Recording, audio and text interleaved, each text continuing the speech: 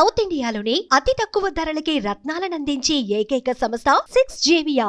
నేనంటే దీంట్లో నేను ఫ్రెండ్స్ని ఎవరిని నా ఇండస్ట్రీలో ఉన్న ఫ్రెండ్స్ని ఎవరిని కూడా నేను పాయింట్అవుట్ చేయట్లేదు. ఎందుకంటే ఏ మనిషి సక్సెస్కైనా ఏ మనిషి పతనానికైనా బ్యాడ్ లక్ అని చెప్తారు, లేదంటే నా తలరాత విధిరాత ఇవన్నీ అబద్ధాలు, తప్పించుకోవడానికి ఆడే మాటలు, లేదంటే ఫ్రెండ్స్ వల్ల పాడైపోయినా తప్పించుకోవడానికి మాట్లాడే మాటలు తప్ప మనం కింద పడడానికి సక్సెస్లో పైకి వెళ్ళడానికి మనమే రీజన్. మనం ఇది ఎవరిని దేనికి వేరే కారణం ఉండదు. కారణం చెప్పినా నమ్మకండి మీరు, మనకు మనమే రీజన్ మనం పడడానికి. మన ఆలోచన విధానం ఎప్పుడైతే మన ఆలోచనలు హెల్దీగా ఉంటాయో, మన ఆలోచనలు సక్రమంగా ఉంటాయో, మనం అన్నిటికీ రెస్పెక్ట్ ఇచ్చుకుంటూ మనల్ని మనం ప్రేమించుకుంటూ వెళ్తామో వాళ్ళ లైఫ్ బాగుంటుంది యాక్చువల్గా. అంటే ఒకవేళ నిజంగానే కింద పడినా లెగిచి మళ్ళీ ఫైట్ చేసే ఇది ఉంటుంది. ఇప్పుడు వేరే ఏమిటంటే డబ్బులు దగ్గరికి వచ్చేటప్పటికి ఆ డిసిప్లిన్ లేకపోవడం, మధ్యలో ఒక ప్రొడక్షన్ వచ్చేసి డబ్బులు ప్రొడ్యూస్ చేసినట్టున్నారు కదా, ప్రొడ్యూస్ చేశాను. మోటివేట్ చేస్తారా మీరు ప్రొడ్యూస్ చేయండి అని, లేకపోతే మనకే వస్తుంది?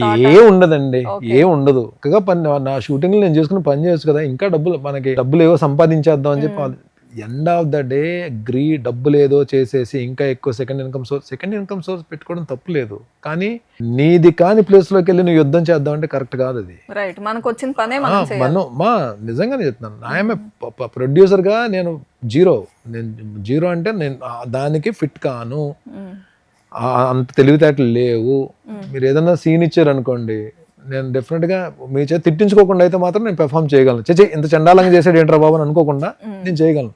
అక్కడ నువ్వు ఫైట్ చేయాలి తప్ప, అక్కడ ఎత్తుక్కోవాలి తప్ప, క్యారెక్టర్లు చేసుకుంటూ వెళ్ళాలి తప్ప, కెరీర్ డెవలప్ చేసుకుని బిల్డ్ చేసుకోవాలి తప్ప, నువ్వు వెళ్ళి కరెక్ట్గా మంచిగా వెళ్తున్న టైంలో వెళ్ళి వేరే దాంట్లో వేలు పెట్టి దెబ్బలు తిని లక్కీగా సార్ నా దెబ్బ పడిందా ఆ టైంలో, మంచి అమౌంట్ పోయిందండి. అంటే ఆ టైంలో నాకు అది పెద్ద అమౌంట్. లక్కీగా ఏంటంటే అది పోయిన తర్వాత కూడా నేను ఆర్టిస్ట్గా మళ్ళీ బిజీగా ఉండడం, మళ్ళీ క్యారెక్టర్స్ చేయడం వలన మళ్ళీ కొంచెం పైకి రాగలిగాను. కొంచెం లైఫ్ స్టైల్కి ఏం ప్రాబ్లం లేకుండా ముందుకెళ్ళిపోయింది. లైఫ్ స్టైల్ అంటే నేను మరీ రిచ్ ఉండాలి, నేను అది కూడా అంత లేదండి. నేను అంటే కంఫర్ట్ ఏం లేదు. నేను మా మదర్ చేత తిట్టించుకోకుండా మా మదర్ హ్యాపీగా ఉండేటట్టు నేను ఉండాలని చెప్పి నా ఆలోచన. బట్ అది ఎప్పుడు జరగలేదు. అది ఇప్పుడే నేను ఇంత దీంట్లో కూడా ఏ రోజు కూడా అంటే డెఫినెట్గా ఇప్పుడు ఒక మంచి క్యారెక్టర్ చేసి అందరూ పోడారు అనుకోండి, డెఫినెట్ మా అమ్మ హ్యాపీ ఫీల్ అవుద్ది. కానీ అది కాదు కదా, అది తాత్కాలికం మాత్రమే. అన్ని రకాల ఇప్పుడు ఒక 3 పిల్లలు ఉన్న ఒక తల్లికి 2 లైఫ్లో సెటిల్ అయిపోయి ఇద్దరు ఫైనాన్షియల్గా వెల్ సెటిల్ బాగా పీక్స్లో ఉండి, ఒకడేమో అసలు కిందనుంటే ఏ తల్లికైనా బాధ ఉంటుంది. వీడు కంపేర్ చేసుకుంటుంది కదా, ఇద్దరితో ఈక్వల్గా ఉండాలని చెప్పి ఏ తల్లి కంపేర్ చేసుకుంటుంది. ఆ కంపారిజన్లో ఏమవుద్దంటే తనకున్న వీడి సఫరింగ్ చూసి తనకున్న ఏదైతే అమౌంట్ ఉందో మొత్తం అమౌంట్ అంతా వీడికే పెట్టేస్తుంది.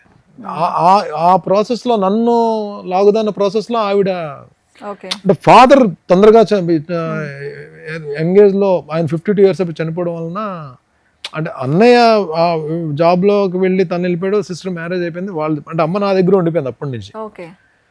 సో ఆ దీంట్లో ఏమైపోయిందంటే మా ఇద్దరికి అంటే మా అమ్మ ఏమో అంటే ఆవిడ పెంపకంలో అసలు ఎక్కడ ఏ తల్లి ఈ భూమి మీద చెడ్డ తల్లి చెడ్డ తండ్రి ఉండరండి. వాళ్ళ పిల్లలు బాగుండాలని కోరుకుంటారు. మనమే ఎదవేషాలు వేసి మనకి ఒళ్ళు కొవ్వెక్కి కొట్టుకొని చేసే పనుల వలన సర్వనాశనం అవుతాం, జీవితాలు పాడు చేసుకుంటాం తప్ప ఏ తల్లిదండ్రులైనా సరే వాళ్ళు పిల్లల భవిష్యత్తు బాగుండాలని కోరుకుంటారు. కానీ అది లేటర్ అని తెలుస్తుంది, మనం ఇన్ని తప్పులు చేసాం కదా, కానీ ఈ పాటికి లేట్ అయిపోతుంది. మనం ముందుకెళ్ళిపోయి ఏజ్ దీంట్లోకి వెళ్ళిపోతాం మనం. అందుకనే అంటే నేను ఈ ఇంటర్వ్యూ ఈ ఒక్కటైతే మనం చెప్తాను, తల్లిదండ్రి వాళ్ళు చెప్పిన మాటల వలన అంటే సూపర్ డూపర్ సక్సెస్ కొడతారో తెలియదు కానీ సేఫ్ జోన్లో అయితే మాత్రం ఉంటారండి.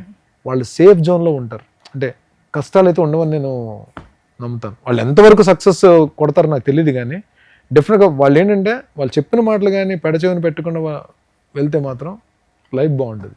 భరణి గారు, మరి ఇంత దెబ్బ తగిలిన తర్వాత మీకు ఆ డిసిప్లిన్ అనేది ఎప్పుడు వచ్చింది? అంటే ఆ రియలైజేషన్ కానీ, లేదు మనం సేఫ్గా ఉండాలి, ప్లాన్ చేసుకోవాలి అని ఎప్పటి నుంచి, ఏ ఇయర్ నుంచి?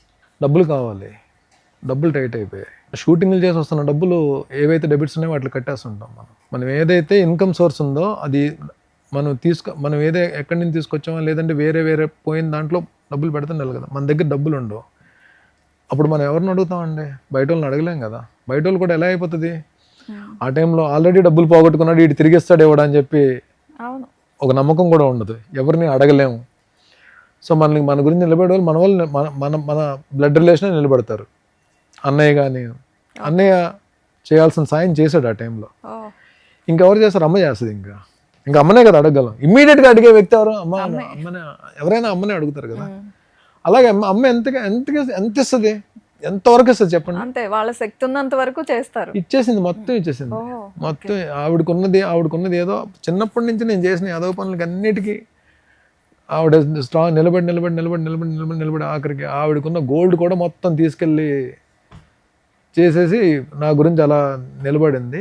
ఇప్పుడు అదే నాకు తాపత్రయం. ఇంత చేసిన తల్లికి నేను ఆనందాన్ని ఇవ్వాలి, సంతోషాన్ని ఇవ్వాలని చెప్పి నాకు విపరీతమైన పిచ్చి ప్రేమ. అమ్మంటే నాకు చాలా అంటే అమ్మంటే ఇష్టం లేని మనుషులు ఎవరు ఉంటారు? బట్ నాకేమైపోయిందంటే ఫాదర్ తర్వాత చనిపోయింది కరెక్ట్గా అంటే ఒక 22 ఏజ్ అప్పుడు ఫాదర్ వెళ్ళిపోవడం ఏముందంటే ఇంకా ఏదైనా సరే షేర్ చేసుకోవడానికి అమ్మే ఉండేది.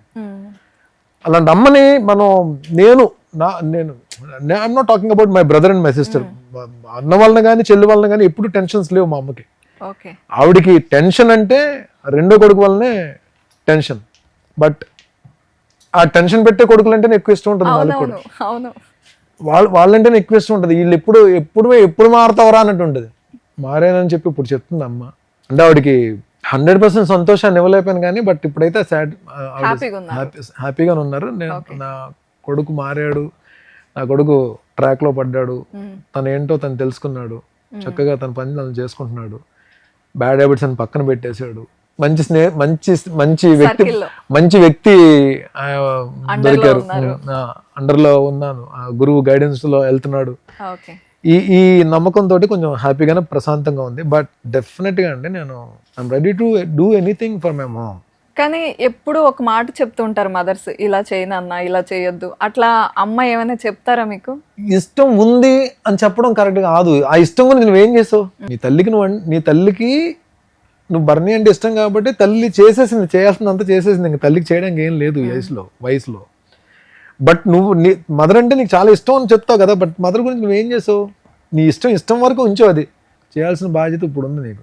లేకపోతే ఇంకా నన్ను నేను మోసం చేసుకున్నట్టు అవుతుంది, నన్ను నేను చీట్ చేసుకున్నట్టు అవుతుంది. ఇంత ఆలోచిస్తున్నారు కదా, అమ్మని హ్యాపీ చేయాలంటే ఇది చెయ్యాలి అని ఏమన్నా ఉందా మీకు? 100% అండి. I don't want to reveal here. ఆవిడకి ఒక చిన్న కోరికలు ఉన్నాయి, చిన్నవి కోరికలు ఉన్నాయి. That I have to fulfil. 100% I will fulfil చేస్తాను నేను పక్క. రేపు అనే రోజున నేను ధైర్యంగా మా అమ్మని చూసి అమ్మ ఎదుగో అమ్మ నేను చేశానమ్మా అని చెప్పుకున్న రోజు డెఫినెట్గా దగ్గరలోనే ఉందని చెప్పి నేను అనుకుంటున్నాను. అది కాన్ఫిడెన్స్ అయితే ఉంది నాకు.